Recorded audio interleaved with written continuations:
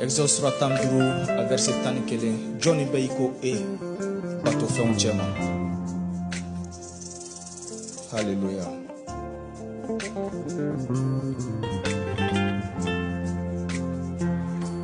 Bateau fait un tchema. Oh Jehovah là. Johnny ne marabaye.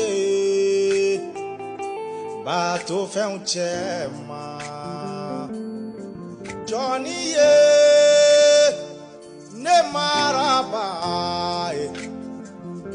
Bateau fait un tchema. Oh Jehovah.